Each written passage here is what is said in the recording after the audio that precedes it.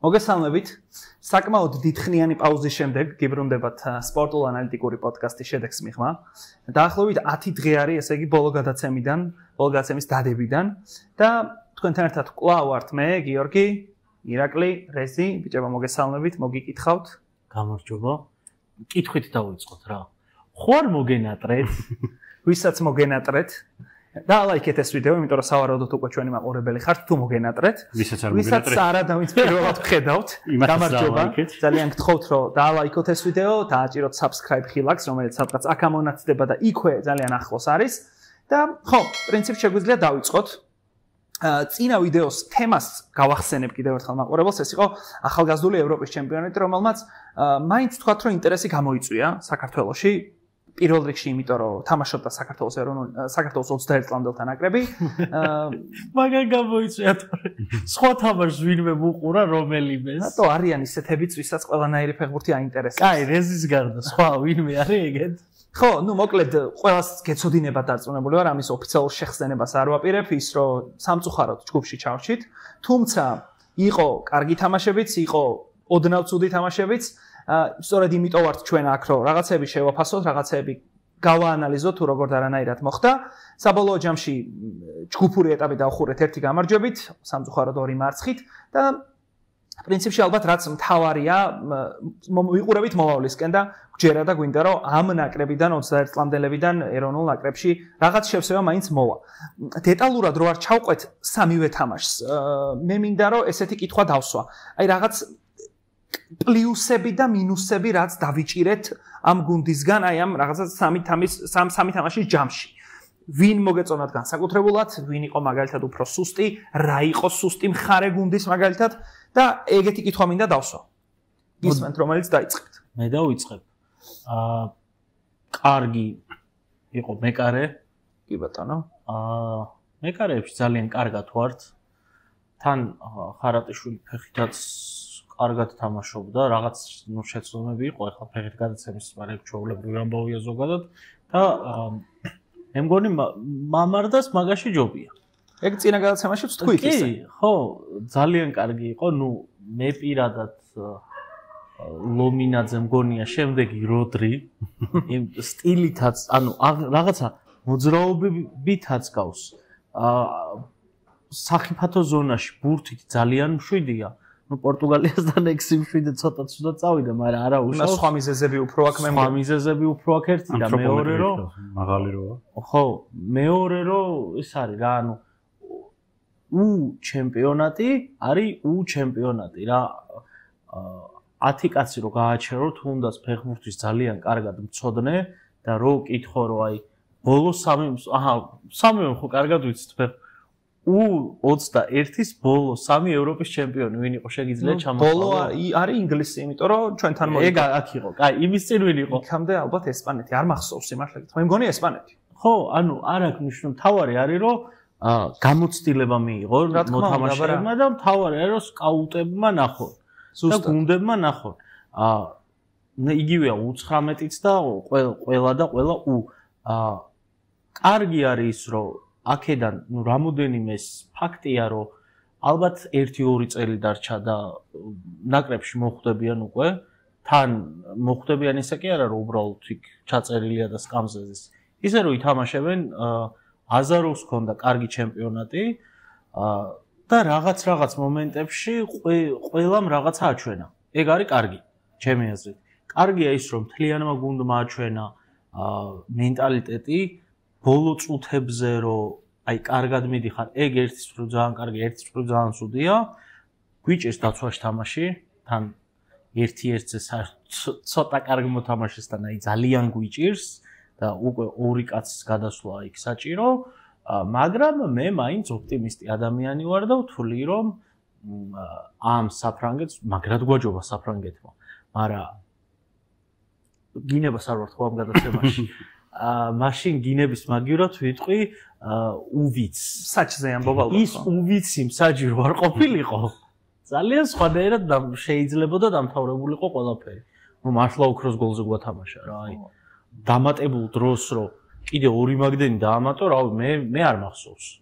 ну გადარაღაცა ჩაშლილ თამაშზე მახსოვს, მაგრამ ესეც ხო, ну აი ეს დამატებითი დროის საკითხი ძალიან ბევრ ადგილას წავიკითხე და ძალიან ბევრმა განიხილა. ну ხო, როდესაც 6 დაამატა, ხო, სწორად 6 დაამატა და მე-13-ზე გავუშვით. ანუ ძალიან ზედმეტი იყო. თან იქ დამატებითი კიდე რაღაცა უცნაურად თვლიან რა. ფეხბურთელი თუ წევს, მაგალითად, ზოგიერთი მსაჯი იმას არ ითვალისწინებს და არ ამატებს.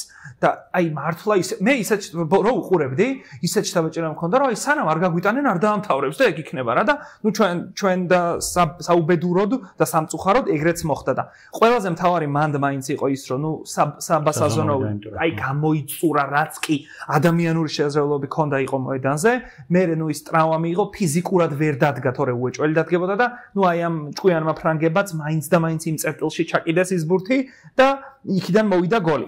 ხო, გეთანხმები პრინციპში იკა რაც თქვი, ცოტა უარყოფით მხარესაც რო შევხედოთ. უარყოფით მხარეში პირველი მე რაც თვალში მომხვდა პირადად ეს იყო დისციპლინის მხრივ, დისციპლინაში გულისხმობ აი ამ ბარათებს უჩვეულოდ ბევრი ბარათი ავიკიდეთ რა. აი ეხა მაგალითად სასწაული რომ მომხდაც ვიკიდებდით. ხო, მაგის თქმა სამივე თამაში, ორ თამაში ავიკიდეთ პენალტი. მესამეშიც ავიკიდეთ, ხო? ხო, მესამეშიც ავიკიდეთ. იქ 10 ყვითელი ბარათი მივიღეთ და 1 წითელი ბარათი მივიღეთ. ხო, აი ხა სასწაული რომ მომხდარიყო. თქვა ოდიშარი არ გაეგდოთ, ხო? და პორტუგალიაზე მოგვეგო, ნახევარი გუნდი არ გვეყოლებოდა მეორე თამაში. და ვერავინ ვერ მეტყვის იმას, რომ პორტუგალიასთან თქვა 1-0 წაგვეყვანა ანგარიში და ოდიშარი არ გაეგდოთ, ყვითლებს ჩვენ არ ავიღებდით. ავიღებდით, იმიტომ რომ პორტუგალია არის ძალიან სწრაფი გუნდი და ძალიან სახიფათო გუნდი.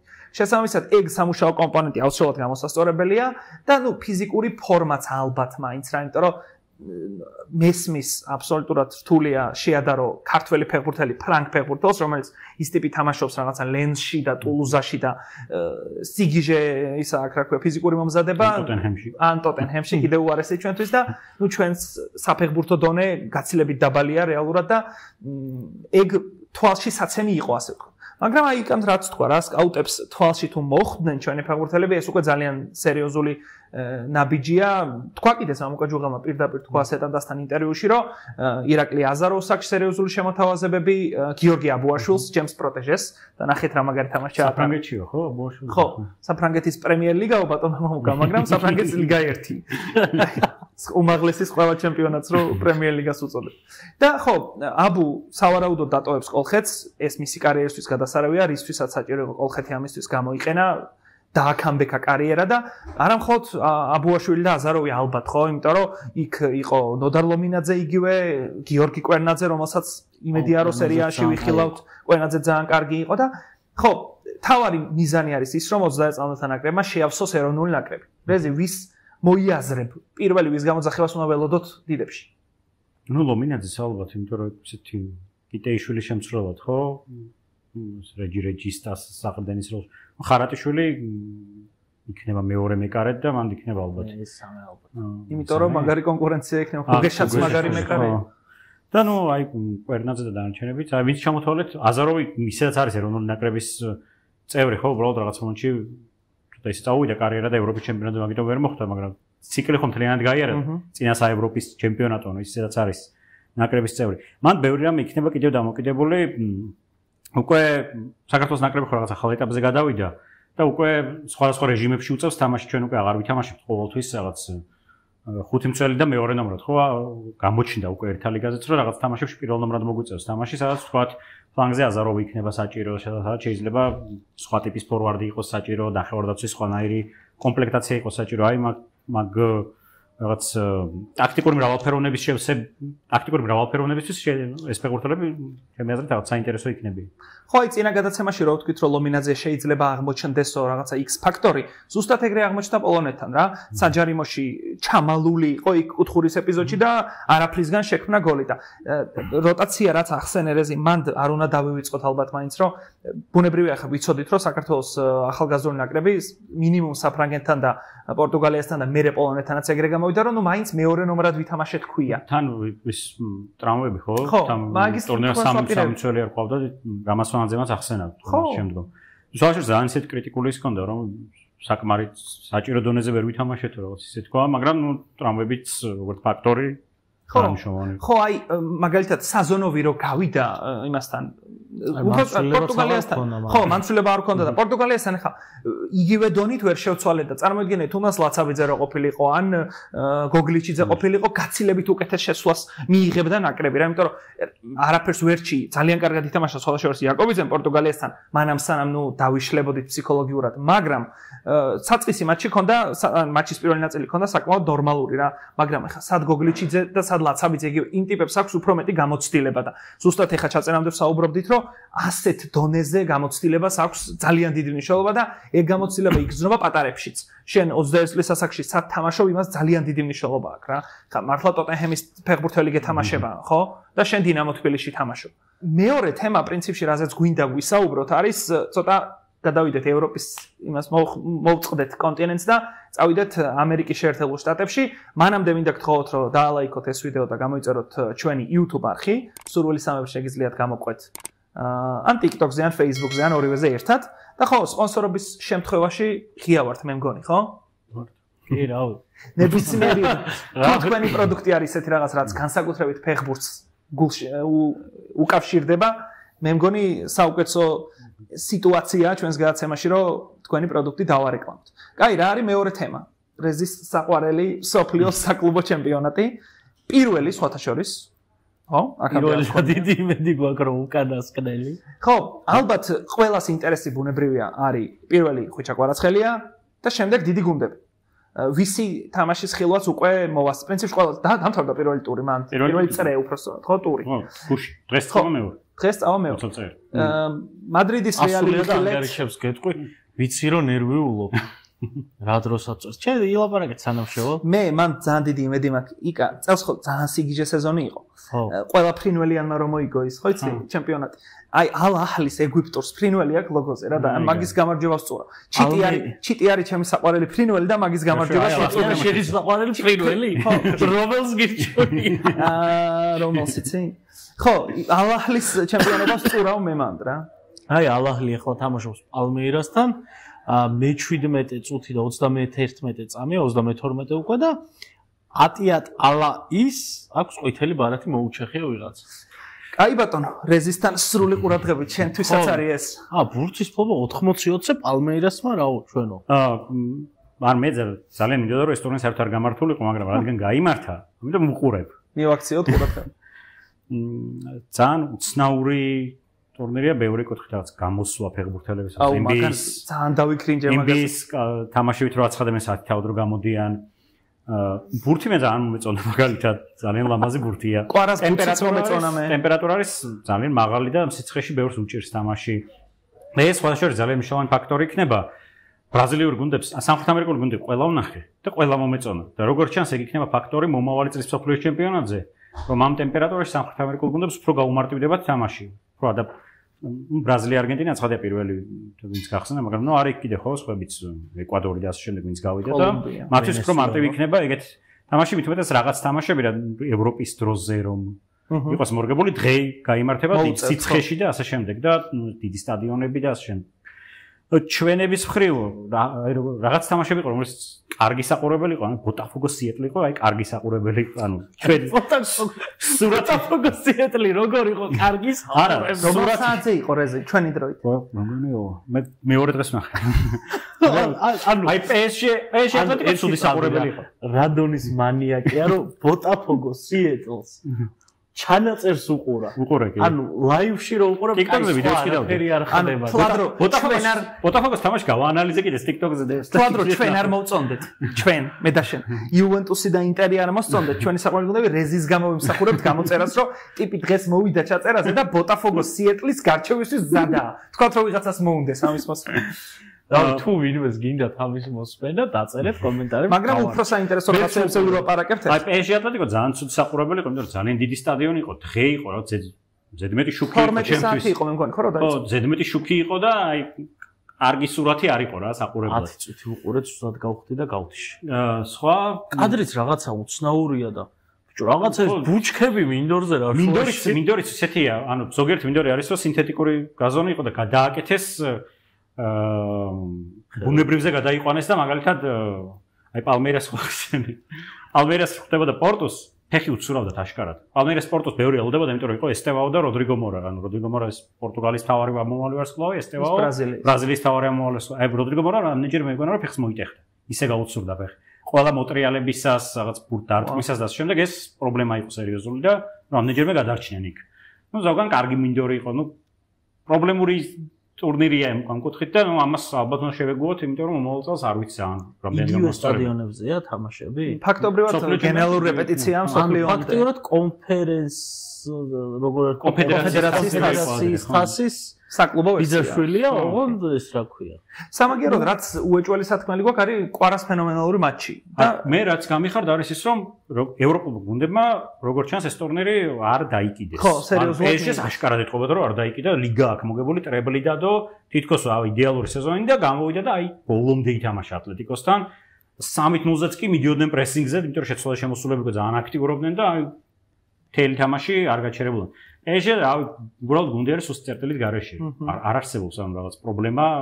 არის თან პოზიციური ფეხბურთი, რაც ლუის ენრიკესთან ასოცირდება და თან ამ პოზიციური ფეხბურთში არის ჩაწერილი ეს რელაციური ფეხბურთი, იმიტომ რომ არის ეპიზოდები, როცა 6 ფეხბურთელი ერთ ზონაში იყრის თავს, რაც პოზიციური ფეხბურთისთვის რაღაც კრიმინალი და დანაშაულია, მაგრამ ამას იმდენად ორგანულად აკეთებენ. ნუ საუკეთესოს იღებენ ორივე ფეხბურთისგან და აშკარად რაღაც ახალ დონეზე ეს გუნდი უკვე ასრულეს სხვა გუნდებთან შედარებითაც კი და ნუ PSG-ს ყურება უკვე ცალკე სიამოვნება მთელი რაც როტაციებით და თავისი ამ ფლუიდური ფეხბურთით და ასე შემდეგ. უკლედ ნუ ატლეტიკო თითქმის არ იყო მოედანზე, ანუ ვერაფერი ვერ დაუპირისპირა. საერთოდ მიუხედავად იმისა, რომ დემბელე არ ყავდათ და ესეთ კლასიკური ფორვარდით თამაშეს, გონსალო რამოსიც ეს ცურცხრიანის და სიმეონემ რო წაიწუწუნა თამაშის მერე ლუის ენრიკესო მარცხენა ვინგერი მოუნდა და ეგრევე 70 მილიონი. მე თანხმები, იმიტომ რომ წუწუნებს გეხვეწებს. არა, მე თანხმები, იმიტომ რომ ანუ აშკარა არის რომ აი თქვათ წლის მწვრთნელი ვარ დაასახელო, ხო, ვინ არისო?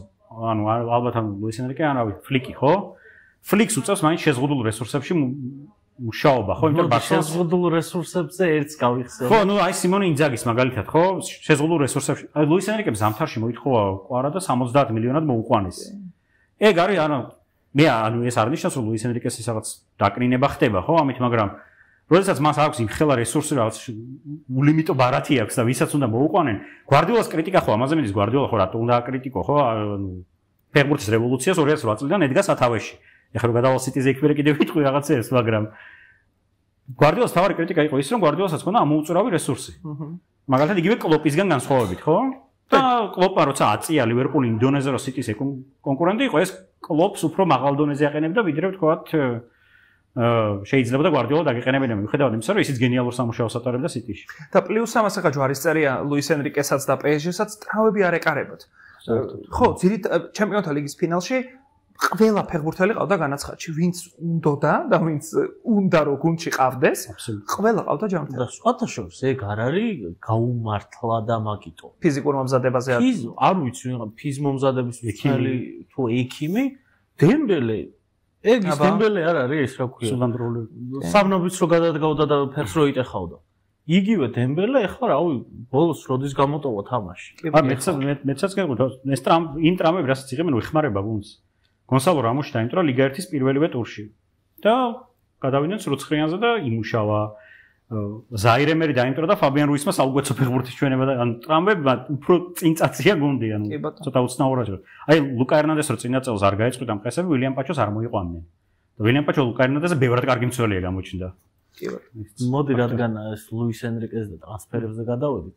ტრანსფერებზე ვთქვათ რა რაღაცეა. კი ბატონო.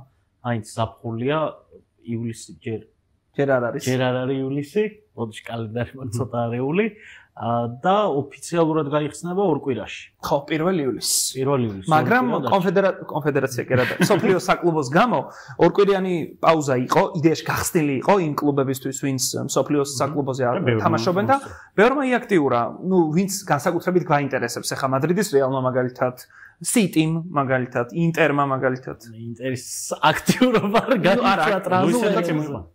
ლუის ენრიკე მოიყვანა, ლუის ენრიკე არა. და სუსიჩი მოიყვანა? ხო. სუსიჩი რაღაც ახალი ბროზოვიჩი, თუ ახალი მოდრიჩი. კი არა, არ მახსოვს ვინ მეუბნებოდა.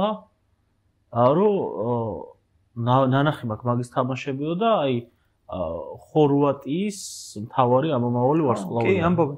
თან იმის გათვალისწინებით, რომ სავარაუდოდ ჩალჰანოღლუს გაუშვებს ინტერი. სუჩიჩის ტრანსფერი თუ სუსიჩის ტრანსფერი ძალიან სერიოზულად უნდა გაამართლოს წესით.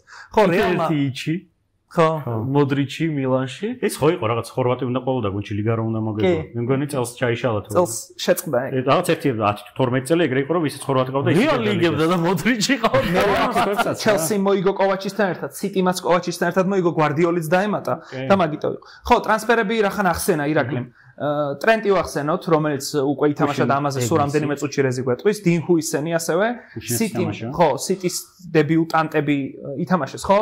შერკიმ ითამაშა და რეინდერსმა ითამაშა და მოდი აქვე ვახსენოთ ძვირადღირებული ტრანსფერი რა, ფლორიან ვირცი წაიყვანა ლივერპულმა, რომელიც მესამე ყველაზე ძვირადღირებული ტრანსფერია, მე მგონი ფეხბურთის ისტორიაში საერთოდ. ნეიმარის და პაპეს შემდეგ, ხო? სწორად შეიძლება. არ ვიცი ზუსტად ახლა თან. შევამოწმე ხა, მანამდე სხვა თემაზე შეგიძლია. ვირცე გინდა და მე მგონი რაღაცის თქმა რეზე. ანუ ვირცი არის ეს ტრანსფერი, რომელიც თქვათ, აი ტაქტიკურ სურათში შეიძლება ლივერპულის ახლა პირდაპირ თქვა რომ აი სად ითამაშებს, რამდენიმე პოზიცია აქვს. მაგრამ აი უეჭველი ჭირდებოდა თქვა ხა ლივერპულს არა, მაგრამ როდესაც ბაზარზე გამოჩნდება ესეთი ფეხბურთელი, რომ მისი დამატება არის შესაძლებელი. სულ რაღაც 150 მილიონი. ის უნდა იყიდო, იმიტომ რომ ვირცი არის, ნუ ტოპ 5. კი, მესამე ადგილზე გადავა ვირცი. ტოპ 5 ფეხბურთელია, რომელიც ძალიან მრავალფეროვანია, ძალიან ბევრი რაღაც შეუძლია და ნუ შანსი არა რომ ამ ტრანსფერმა არ გაამართლოს. ნუ მე 100 მილიონ პლუს ტრანსფერებს ყოველას ისე უყურებ, რომ ძალიან რთულია მაგანი. შეიძლება დამოიღოს, მაგრამ ნუ ვირცი თუ ვინმე ასეთი ეს არის ვირცი რა. პოზიციის მხრივ ავი რამდენიმე როლი აქვს, აი 4-2-3 ერთზე არის ლაპარაკი. არის ოცხრუცქრიანი თამაშებს, იმიტომ რომ დარვინ ნუნეის სავარაუდოდ მიდის. არის რომ ითამაშებს ათიანა და მაშინ სობოსლაის სავარაუდოდ მოუწევს სკამზე გადასმა. ან როაზე ჩამოვა. იმიტომ რომ ნუ აქ გრაუნდერი მაკალისტერი. არის საუბარი რომ საერთოდ მარცხენა ფლანგზე იქნება.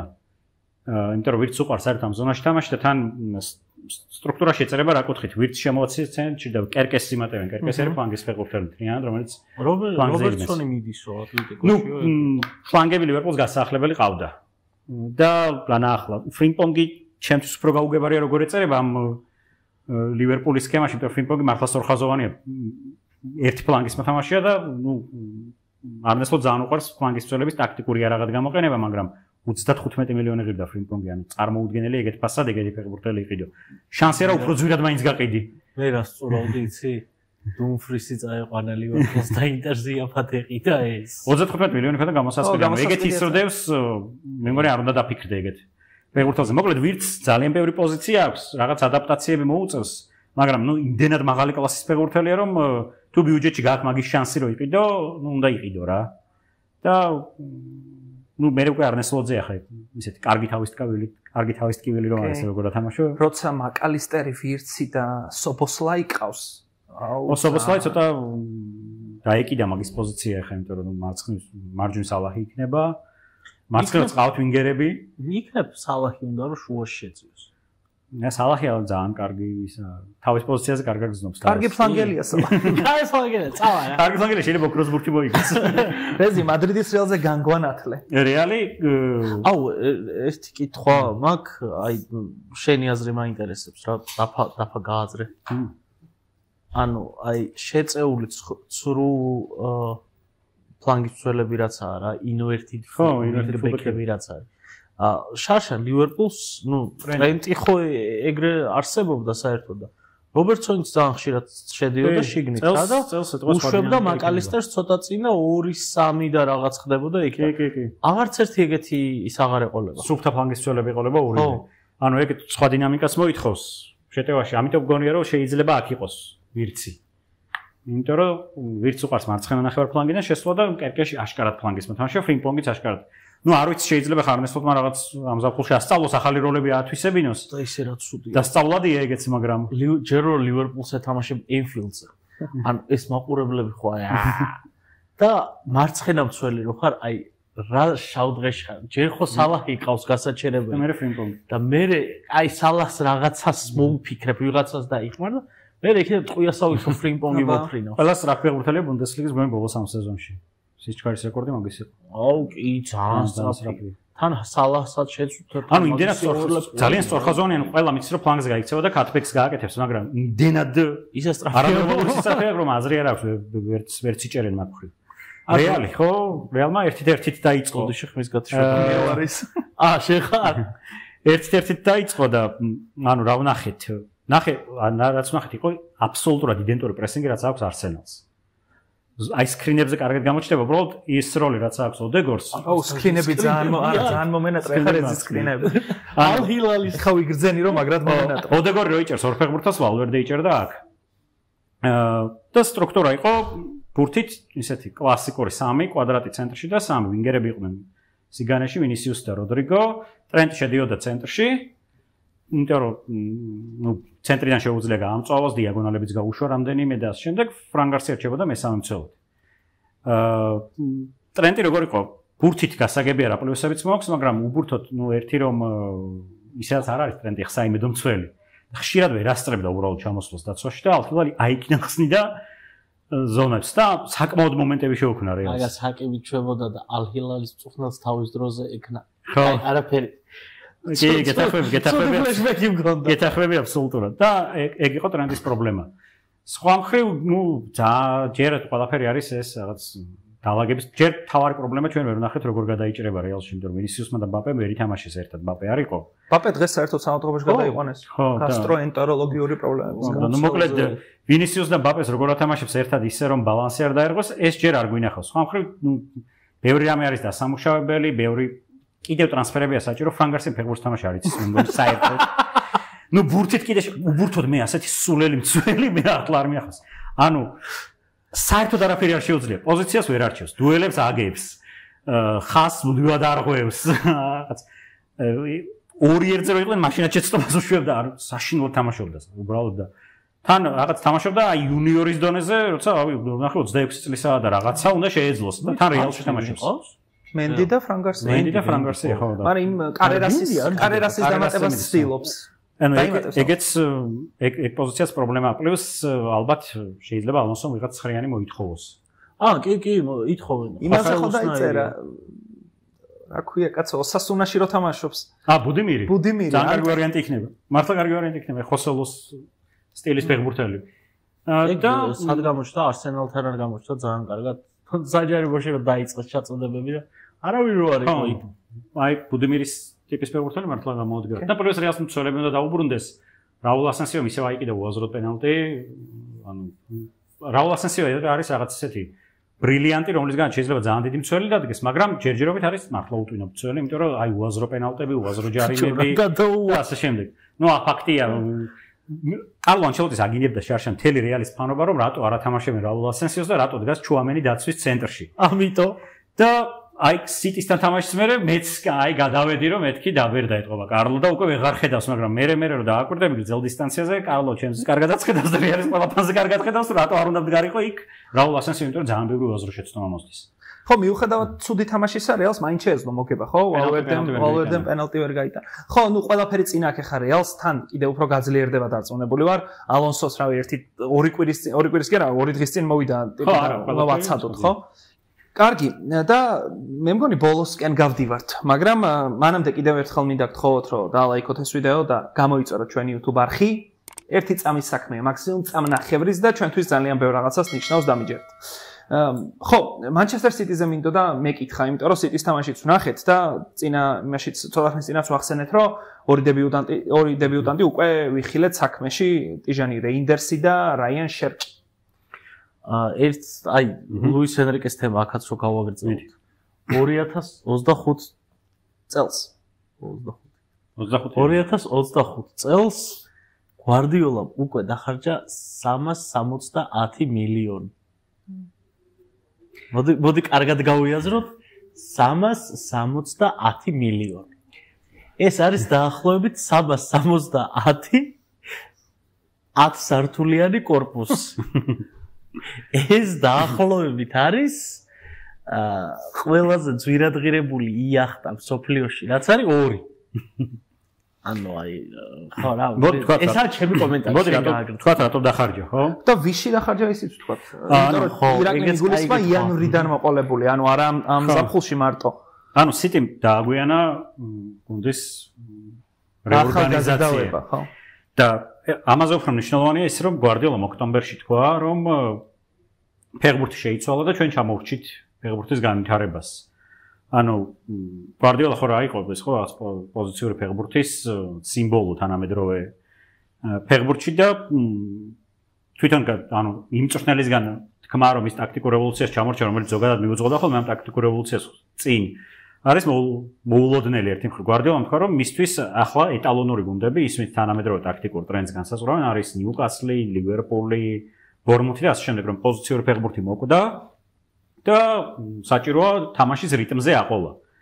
და ყველა ტრანსფერი არის ისეთი, რომელიც თითქოს არ ეწერება გვარდიოლას სტილში, ანუ შერკი, რომელიც უფრო რაღაც ქუჩის ფეხბურთის სტილია, რეინდერსი, როგორც მობილური ფეხბურთელია, მარმუში, ფეთქებადი, მცველები, ვინც დაემატეს ყველასთვის სისწრაფეა მთავარი. ჰუსანოვი მანამდე, აიტნური და ასე შემდეგ. ანუ ყველა ფეხბურთელი, რომელიც არის უფრო ტექნიკური და სწრაფი. და არა, რომლისთვისაც მთავარი იარაღი არის, თქვა, კონტროლი და პასები. გვარდიოლა ხო იმუქრებოდა, რომ 10 ნახევარწელს გამოიყვანდა ერთხელ სათამაშოდ, ანუ ახლა არის საერთოდ სხვა მიმართულებით წავიდნენ. რადიკალურად სხვა მიმართულებით აკეთებენ ტრანსფერებს და უფრო მნიშვნელოვანია კიდევ, რომ სამწვრთნელო შტაბი გამოიცვალა მთლიანად. ანუ ლილიო დომინგესის მიწავდა პოზიციური ფეხბურთის ყველა წავიდა და მოვიდა პეპ ლინდერსი. პეპ ლინდერსი იყო კლოპის ასისტენტი იყო ლივერპულში დიდი ხნის განმავლობაში და ბევრი წარმატება კლოპის არის მასთან ასოცირებული, არის ერთი მხრივ პრესინგ მოდელის კლოპის გერმანული პრესინგ მოდელის მომხრე და თან პორტუგალიაში აქვს დამთავრებული პორტუგალიური ტაქტიკური პერიოდიზაცია რაც არის ვიტორ ფრადეს სავარჯიშო სისტემა, იმის მიმდევარი, ანუ საერთოდ ორი განსხვავებული რაღაც საფეხბურთო მიმართულება ხდება ახლა ერთ სამწვრთნელო შტაბში და თუ უყურებდით City-ის თამაშს მუდმივი დისკუსია მიდიოდა ამ ორ შორის. თამაშის დროს რომ სულ რაღაცას განიხილავდნენ ერთმანეთთან, ამიტომ City-ის თამაშები იქნება ჩემთვის რაც must watch-ი ყველა, იმიტომ რომ რაღაც შეიძლება ახალი დაიბადოს, რაც ფეხბურთისთვის იქნება უკვე რაღაც საინტერესო პეპ ლინდერსის და ამ გვარდიოლას ორი პეპი იქნება თამაშთან. გვარდიოლას ინტერვიუ ნახე, რომელი? აი თამაშის მერე რო ქონდა, ჟურნალისტმა კითხა რომ ხوار ფიქრობო რომ რეინდერსი ჩაწიო 6 ნომერზე, ანუ ბურთის წამომღებათო და როდრი ცოტა უფრო ზევით აწიო, რომ იქ პრესინგში იქ უკეთესი იქნებაო რა, უფრო მალე წაართვა ბურთიო და კიო შესაძლებელია კარგად შეუძლიო როდრისაცო და ემასაც რო ქვია რეინდერსაცო და პლუს ნიკო უილიამსი მყავს. ნიკო უილიამსიც აი ეგრე შეეშალა ზუსტად გვარდიოლასაც. ეგ არ მინახავს. აი ზუსტად ეგ შეეშალა გვარდიოლასაც. ჩემს ძალიან უცნაური მოდელი ქონდა 4-2-4 თაპრესინგებიდან 4 კაცი დგებოდა პირველ ხაზში. ანუ არ ვიცი რა იყო ჩანაფიქრი, იმიტომ რომ რაღაც მომენტებში არ მუშაობდა, ან ინტენსიურობა აკლდა თან ხა ისეთი ჯერ შეუთამაშებლები არიან, ფოდენი ვერ დარბოდა კარგად. ამ პრესინგზე და რაღაც მაგრამ ძალიან ორიგინალური მოდელი იყო. სკრინი გვექნება ამისიც ნახავთ და ჯერ როგორ მართლა უყურა თამაში. ჯერ ვერ გავშიფრე ეგ პრესინგი, მაგრამ მომდენო გადაცემისთვის მომზადებული ვარ. უფრო და მეცადება როგორ აპრესინგებს City მოწინააღმდეგეებს ახალ მოდელში. City იქნება, ხო, ანუ თან ისე დაკომპლექტდა უკვე რომ რაღაცა თითქოს ფანტაზის და აღარ ყავს რა. ანუ რაღაცას მაკონტროლებელი ფეხბურთელები ხო ბურთს რო იჭერდნენ და ეგეთ დებრუინი რაც იყო, რომ აი რაღაც კრეატივი ეგეთ ვინ დარჩა, აბა? შერკია თამაშის გუშინ ცრუცხრიანად. ანუ ცხრიანზე იყო, ცრუცხრიანთან მარმუში ცოტა სიგნალიდან უტევდა. საერთოდ სხვა პოზიცია ჰქონდა. ანუ ბევრი რაღაც არის, ორივე ვინგერი იყო, სავინიოც და დოკუც, დოკუნ გოლი გაიტანა სტანდარტიდან. რაღაც ორი ფეთქებადი ვინგერი, რეინდერსი იყო სიღრმიდან, მერე როდრი შემოვიდა უკვე მეორე ტაიმში, ჰოლანდიც მეორე ტაიმში გამოიყვანა. წინა სეზონთან შედარებით როდრის დაბრუნებაც ტრანსფერია რა, ტრანსფერია კი არა, გუნდია. ხო, ოქროსბურთის ფლობელი. აბა და ეს არის, ანუ City-ზე ამ წუთას რაც შემიძლია ყველაზე კარგი თქვა არის ის, რომ შემდეგ სეზონში City-ის მოთამაშეები ფენტეზიში არ აიყვანოთ. იმიტომ რომ ნუ თქვენ არ თამაშობთ ფენტეზის, მაგრამ აი კაცმა არ იცის რა მოაფიქრდება პეპს და ვის დააყენებს სასტარტოში. ერთადერთი ჰალანდი იყო შარშან წინ, რომელიც სულ ეყენა. დანარჩენი აი რაღაცა დებრუინი და დუბლი, 2 ასისტი და შემდეგ თამაში არ ეყენა. ანუ პრემიერ ლიგის ფენტეზის თუ თამაშობთ, ისე თუ თამაშობთ 1+ დაწერეთ რა კომენტარებში, სამომავლო ამბისთვის გვაინტერესებს პეპ გვარდიოლა არის აი ყველაზე საშინელი მწვრთნელი პრემიერ ლიგის ფენტეზის მენეჯერებისთვის, იმიტომ რომ აი კაც მარიც რა მოაფიქრა. ვის დასვავს სკამზე არის. წინა სეზონში ფოდენი არ ყავდა ეგრე ამოჩენებული? ხო, ფოდენი საერთოდ ფორმაში იყო. ნუ შარშან რაღაც ფუნქციონალური ორ მოქონდა ალბათ გუნდს, რომ რაღაც ყველა ჩავარდა უცებდა. ხო. ეს რაღაც კრიზისიც დაეთყო და ნუ იქ ძალიან კარგად დაემთხო როდრის ტრამვას ეს კრიზისი და ყველაფერი როდრის დაბრალდა, მაგრამ ნუ თვითონ გვარდიოლასგან ჩანს რომ უფრო დიდი პრობლემაა, იმიტომ რომ რაღაც ჩამორჩა გვარდიოლა, ეთყობა რაღაც ტაქტიკურ ახალ ტრენდებს და ახლა აპირებს რომ დაეციოს. და ნუ საინტერესო იქნება ამის ნახვა მომავალში. ევროპულ გუნდებზე ისიც უნდა ვთქვათ, რომ ინტერმა ითამაშა. არ გვინდა ევროპულ ინტერზე არაფერი. და იუვენტუსმა 5-0. ამდენით რო გავიღვიძე, როცა ვწერთ წუხელი იყო, ინტერს ვეთამაშებოდით მეთქი ვიფიქრე, ინტერის საყვარელი ანგარიშით რომ მოვიგეთ თქო?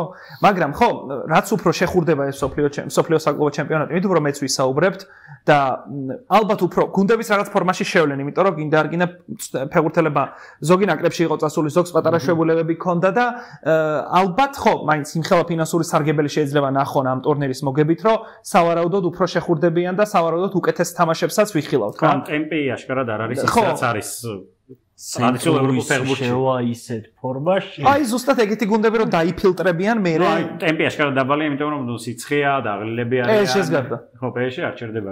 PSG მივარდა ის ატლეტიკო გადაუარა. არა და მე ვთქვი რომ საინტერესო თამაში იქნება ატლეტიკოს სტილთან რა სიზამენ თქო და ნუ დაჩაგრეს. ძალიან ცოტა გულზე მალამოდ მომეწყო ის რომ 4-0 მოუგეს ატლეტიკოსაც. კი ბატონო. კარგი. წავიდეთ ნელ-ნელა დასასრულისკენ. რამის დამატება ხო არ გსურთ? არაფრის. კი ბატონო, შემდეგ გადაცემა. შემდეგ გადაცემაში. ხო, აი ნახოთ რა იქნება. რაღაც სიახლეები შეიძლება გქონდეს, მუშაობთ ამ საკითხზე ძალიან აქტიურად. გამოგვიწერეთ მოკლედ, დაგველაიქეთ. კიდევ ერთხელ ამბობ სასპონსორო შემოთავაზებებისთვის ღია ვართ. ვცდილობთ ყოველ შემთხვევაში რომ ყავდეს სპონსორი, იმიტომ რომ ეს აუცილებელი არხის და გვერდის განვითარებისთვის და გვაქვს მოკლედ თქვენი მხარდაჭერის იმედი. შევხვდებით მალე. მადლობა. კი ბატონო. ამ ძალიან მაგარი სივრცის დათმობისთვის. ჭავჭავაძის 37 ემი და შევხვდებით იმედი გვაქვს რომ მალე. ესე არ დავაგვიანებთ აწიკვირდებით. ხო და ის რა ქვია კლასიკური დამშვიდობა მოდი შენ თქვი.